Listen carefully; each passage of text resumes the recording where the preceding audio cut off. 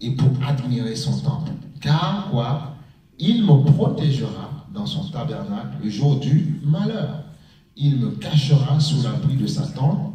Il m'élèvera sur un rocher. Donc, ça veut dire, et on voit, c'est le roi David qui parle ainsi. Le roi David, on sait le roi qu'il était, il avait tout, il avait l'or, l'argent, il était riche, il avait tout ce qu'il voulait. Mais un roi parle comme ça. Tu vois, je demande à l'Éternel une chose, et parfois il faut s'arrêter sur les mots. Parce que souvent, on court, on lit, on court, et non, on n'a pas fini. Parce que les mots ont une portée. Je demande à l'Éternel, ou à Yahweh si tu veux, voilà, Yahweh, voilà, Jéhovah, voilà.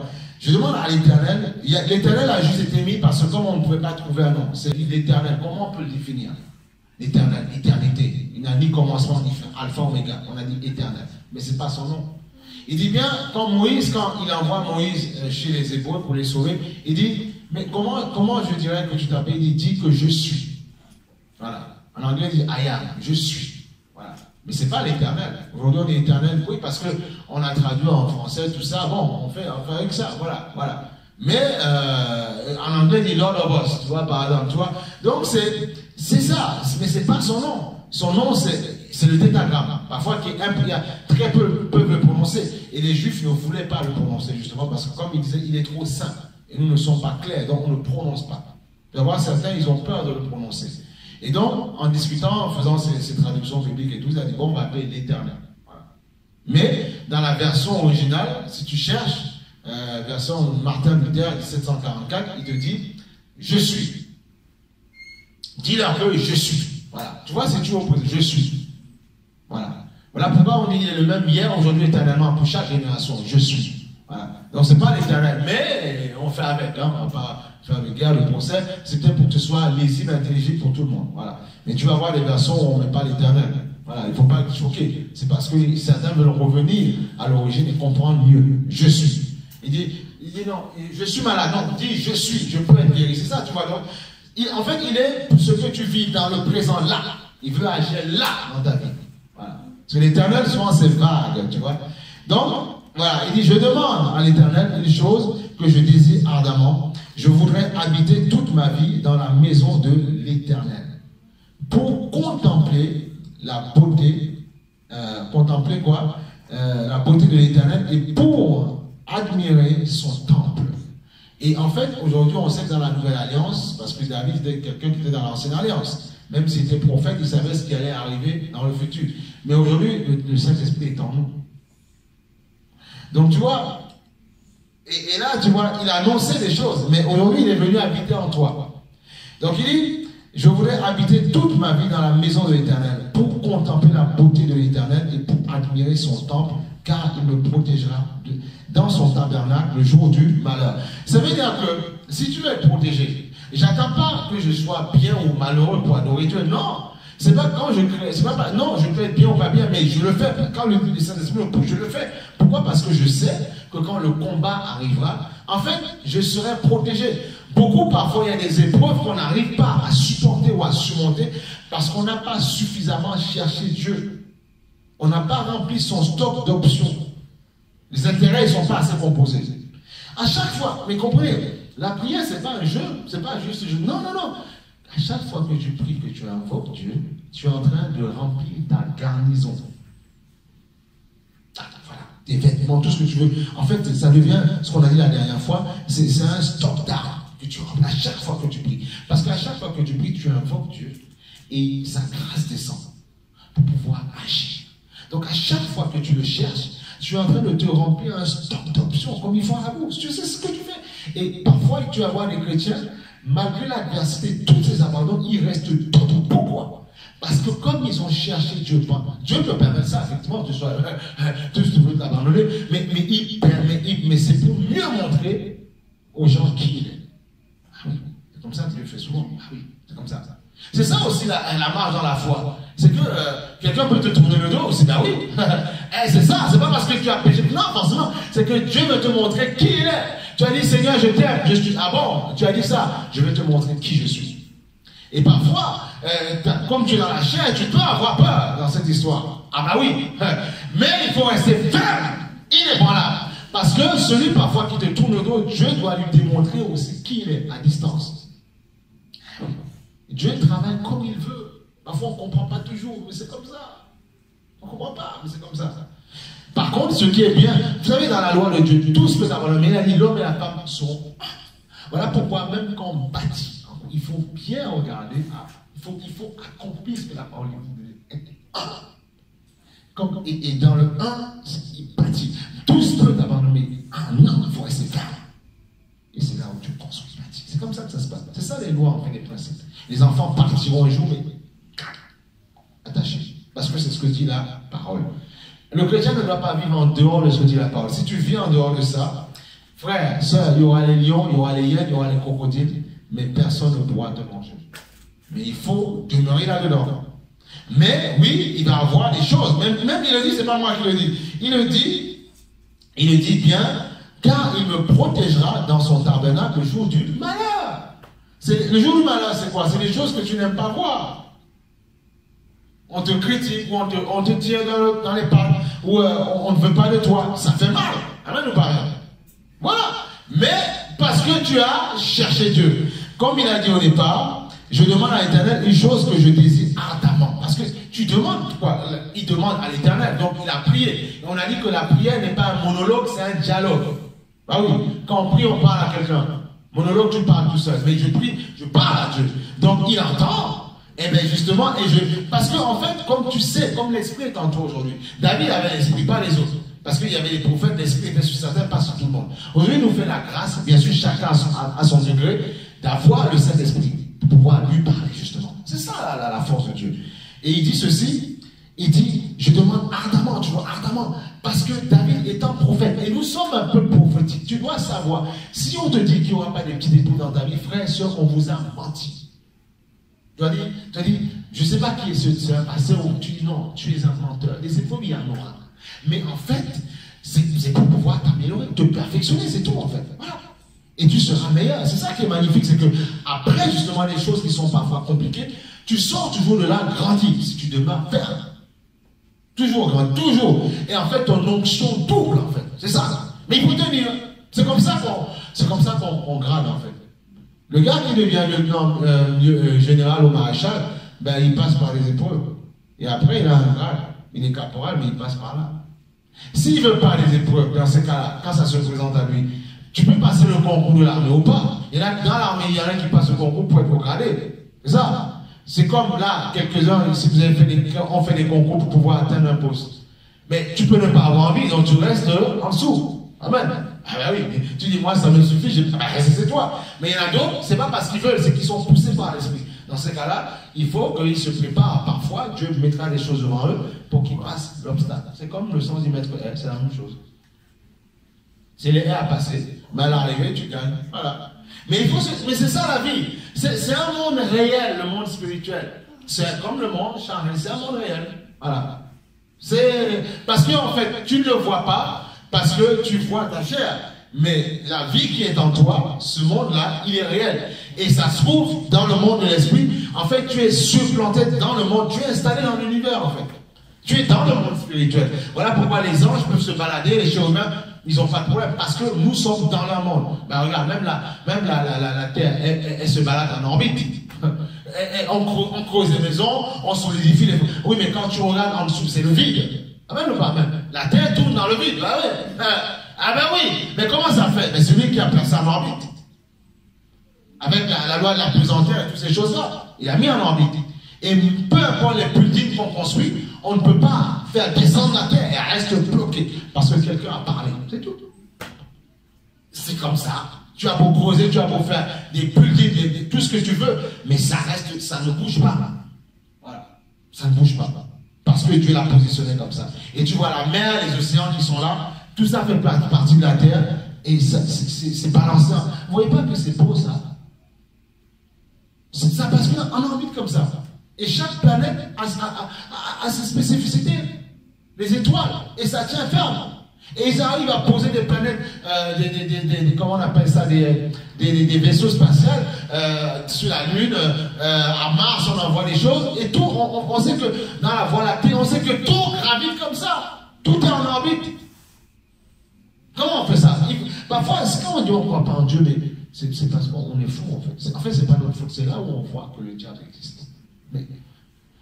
Mais si Dieu voulait, c'est vraiment les astronautes, ils pourraient vraiment être très durs avec eux. Il dit, mais vous avez des problèmes. Tout ce que vous voyez là, vous ne comprenez pas. Heureusement qu'il y en a certains, j'avais vu les témoignages de certains qui avaient reçu le Seigneur. Ils ont dit non. Dites-moi comment on passe du vide, enfin de l'invisible au visible. Il dit à partir, il a remonté le temps, c'était un japonais. Remonter avec leurs appareils et tout ça. Il dit non. À moins quelque chose, il dit non. Oh, alors dites-moi comment. Il dit à partir de là, ma foi. On a reçu Jésus-Christ comme Seigneur et Sauveur. C'est tout. C'est comme ça. Parce que quand tu contemples, c'est ce que disait David. Voilà, c'était un contemplateur. Il dit, mais les étoiles, tu as dit à la mer, ne t'arrête pas là. Tu t'arrêtes là, les flots de l'orgueil de tes vagues s'arrêteront là. Tu regardes, tout est en orbite. Le soleil se lève, il est clair, et c'est le même soleil qui est aux Antilles. Mais tout a été magnifiquement bien fait. La lune partout, mais c'est terrible, quoi. Tout est bien fait. Donc si tout est tellement bien fait comme ça, pour les choses qui un jour vont passer, et toi tu es appelé à vivre dans l'éternité, tu penses qu'il va t'abandonner, il ne peut pas t'abandonner. À moins, soit c'est pas vrai ça. Voilà pourquoi lui-même, n'ayant pas peur, il te dit, mets-moi à l'épreuve. C'est ça, Dieu, il n'a pas peur. Il dit quoi? Mets-moi à l'épreuve, tu verras si je n'ouvre pas les écluses des cieux. Tu as peur de quoi? Mets-moi à l'épreuve. C'est quoi? Ton petit travail. Demain, on te vire. Demain, l'entreprise ferme, on te dit, mais écoutez, monsieur, on a mis votre boulot, mais là, on se sépare de vous. Voilà, licenciement économique. Voilà, c'est tout. Allez avec 20 000 et puis débrouillez-vous avec. Ou peut-être rien du tout. Donc, tu vois, ou bien un licenciement déguisé. Donc, tu vois, c'est ça. Non, il ne faut pas avoir peur. Il faut rester calme. Il dit, Seigneur, puisque tu as placé les planètes en orbite, et on a beau construire tout ce qu'on veut, creuser les carrières, prendre la pousse dans la terre, et ça reste toujours en orbite. Et de génération en génération, nos enfants vivront sur la même terre. Non, c'est quand même impressionnant ça. Parce que normalement, si je prends cette chaise-là, tu la mets là, on va dire là, en orbite comme ça. Si je mets un objet lourd, elle va tomber. Ah, pas, mais ça va tomber. Mais la terre, non. On a beau creuser. Aux États-Unis, ils font des buildings, ils font des machins. En France, on fait. Partout, tout le monde fait. Et ça reste là, stable, tranquille. Ça nourrit tout le monde. Il y a des fleurs qui sortent, tout qui sort. Voilà. Tout le monde est content. Ils plantent des melons, tout ça, des patates. Ça nourrit tout le monde. On ne se pose pas la question. Voilà pourquoi tous les métiers du monde, ce n'est pas le diable qui fait, c'est Dieu qui a permis ces choses-là. Comme ça, les astronautes vous montrent, vous êtes à la télé, oh non, vous voyez, c'est resté en orbite. Dieu dit, arrêtez, réfléchissez un peu. Voilà pourquoi il dit la sagesse de l'homme est une folie. Regardez un petit peu, vous ne vous rendez pas compte. Vous voyez pas que j'ai tout bien créé. J'ai mis les fondations de la terre. Vous, pour faire des fondations, vous creusez, vous mettez du béton, de la ferraille, tout ça, mais je n'ai pas besoin, je mets en orbite. C'est là où il te montre qu'il est plus grand que toi. Pour habiter dans tes maisons, tu fais la fondation et tout ça. Mais tu as besoin d'un soutien. Il n'y a pas besoin. Toi, sa fondation est en dessous de la tienne. Voilà pourquoi là. En fait, la Bible dit qu'il remplit l'univers. Tout ce que tu construis, c'est l'Éternel qui soutient tout. S'il lâche, c'est fini. Mais il ne peut pas lâcher puisqu'il est dans l'univers. Sinon, il se lâche lui-même. Parfois, même tu peux parler à des scientifiques, il n'y a pas de problème. Dire, laisse ouvrir un peu les yeux. Quoi. Il faut comprendre. Et quand tu vois ça, tu ne peux pas. Ce n'est pas un être humain que Dieu a créé dont tu dois avoir peur. Non. Maintenant, parce qu'on te dirait quelque chose qui est normal et qui doit te demander de changer, il faut écouter. Mais si on te dit quelque chose, mais tu vois que c'est complètement à l'encontre de ce que tu es, mais non. Ou bien on veut te détruire, mais non, tu ne dois pas avoir peur. Parce qu'on t'a fait comprendre qu'il a tout créé. Les gens, de toute façon, qui refusent, pourquoi le monde va mal? C'est parce qu'au bout d'un moment, ils disent, ouais, mais Dieu n'existe pas, je me suis créé moi-même. Et puis c'est ma voilà. Alors pour moi, tu as le téléphone de Dieu, mais c'est pour ça que le monde va mal. Quand il crie au secours, puisque les hommes n'ont plus de cartouches, c'est fini. Alors c'est pour ça qu'en tant que chrétien, il faut comprendre. Moi, je n'ai pas à écouter les gens, je discute, je m'entends bien avec ma famille, j'essaie de passer le bon moment avec eux, mais quand les gens commencent à dérailler, je n'ai pas votre temps. J'ai pas votre temps. Au bout d'un moment, je vous ai parlé, après, c'est mon témoignage qui vous parle. Et il ne faut pas venir me toucher sur ma foi parce que je ne parle pas de religion. Mais non. Parce que quand plus tu grandis, c'est pour ça qu'il faut prendre le temps. Moi, il faut prendre le temps de grandir. Il y a des gens que j'aime bien avec qui parfois ils ne comprenaient pas mon choix. Mais plus tu grandis, tu dis, mais non, mais Seigneur, mais merci de m'avoir tenu. Mais Seigneur, tu as beau. Écoute, moi je ne suis pas dans un truc sectaire bizarre où on m'a mis dans une boîte, on m'a manipulé la tête et je ne peux plus sortir. Non, moi non. Je sais quand je donne au Seigneur, je réfléchissais beaucoup. Je ne voulais pas comme en bobine. Donc si on s'est levé maintenant pour prêcher l'évangile, c'est parce qu'on sait, parce qu'on a touché, on a vu Dieu se manifester. Sinon jamais. Non, jamais. Donc tu sais aujourd'hui dire aux gens, moi je n'ai pas peur de dire aux gens, mais écoutez, mettons tout à plat. Et on va vous démontrer que Dieu existe. Et après, maintenant, on vous dira, puisque vous avez compris qu'il y a un être suprême qui a tout créé, maintenant, voilà comment il faut le chercher, c'est en Jésus. Ben oui. Non mais, pourquoi en Jésus? Pourquoi ce ne serait pas ailleurs? Non, mais il est le seul à avoir été passé par le sacrifice. Parce qu'il fallait que notre nature est tellement pécheresse qu'on ne peut pas atteindre Dieu. Donc, il fallait le sacrifice. Il fallait que quelqu'un se sacrifie comme Christ à la croix pour que nous puissions avoir la possibilité de nous connecter à Dieu. En fait, son sacrifice nous a rendus justes. Voilà pourquoi personne ne peut te déstabiliser. Et le diable, sachant que cette réalité-là, il a mis en place le système religieux. Oui, la religion, c'est lui, il ne faut pas avoir peur. Il prend. La Bible dit, on le verra un jour plus tard, la Bible dit que Satan se déguise en ange de lumière. Voilà. Il prend, mais il peut le faire, il prend quelque chose qui est un peu vrai. Jésus, tout ça, bien, voilà, on parle de Jésus là, donc c'est vrai. Non, mais il va tout calfeutrer dans une religion, dans un système mouvement. Voilà. Et donc là, et tu vas penser être en Dieu alors que non. Et par contre, quand on va vraiment te prêcher la vérité, pour dire sors de ton système, parce que quand Dieu vient dans ta vie, c'est pas pour que tu restes comme tu es, c'est pour te transformer. C'est pour ça qu'on a dit Christ transforme, c'est pour te changer, pour que tu sois meilleur. Tu ne peux pas. Mais non, mais sinon, dans ce cas, c'est pas la peine, il faut rester dans le monde, dans ce que tu vivais. C'est pour te changer, te montrer ce que tu ne sais pas de toi. Parce que en nous, on a tous la gloire divine. Et pour sortir cette gloire divine de ta vie, il faut absolument que tu fasses mourir le vieil homme. Il n'y a pas le choix. Il n'y a pas le choix. Et c'est là justement où ça passe par je me livre totalement. Je ne peux rien. Je me livre totalement. Et là, il te donne d'être ce qu'il a toujours pensé de toi. Parce que dans ta chair, tu as été créé par ta famille. Oui, on a mis au monde. Mais ton esprit en toi n'appartient pas aux Antilles ou à l'Afrique ou à l'Europe, à personne. Voilà pourquoi tu dois retrouver le vrai toi. Tu as été mis dans un corps, tu as été mis dans une culture, ça c'est une chose. Tu as été mis dans une race, dans une couleur, c'est une chose. Mais spirituellement, on n'a pas de couleur, on n'a rien. Voilà pourquoi celui qui saisit l'évangile comme ça, non, mais c'est bon pour lui, quoi. Et il faut qu'il demeure comme ça, là il n'a plus peur. Il n'est plus dans les histoires, quoi. Parce qu'il a compris qu'il est avec celui qui a tout créé. Et là où les gens le traitent un peu mal, où on parle d'histoire de racisme et machin, en fait il rigole, quoi.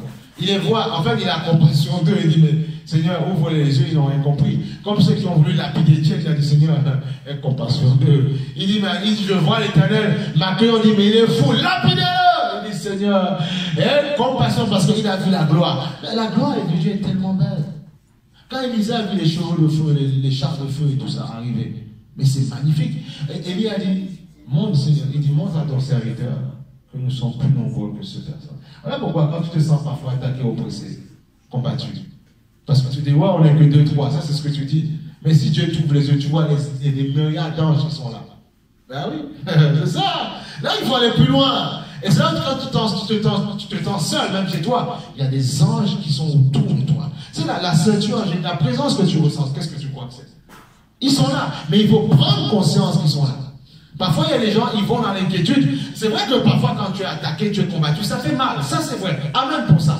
Mais il ne t'a pas dit qu'il ne faut pas ouvrir ta bouche et parler. Tu es chez toi, commence à prier. Mets une petite louange. Commence à déclarer des paroles. Tu n'es pas obligé de connaître tous les reliques, tous les machins, les chants qui existent dans le monde. C'est pas ça. C'est que ça ne va pas. Seigneur, je me sens mal. Mais en toi, je crois. Tu commences comme ça. Et après, tu vas ressentir, parce que comme c'est toi, tu dis ce que tu penses. Pas ce qu'on t'a dit, pas ce que tu as appris. Et c'est là où il s'approche de toi. Et c'est là où tu te sens pousser les ailes. comme ça que ça se passe. Et c'est comme ça que tu grandis dans l'intimité avec Dieu. Ah oui.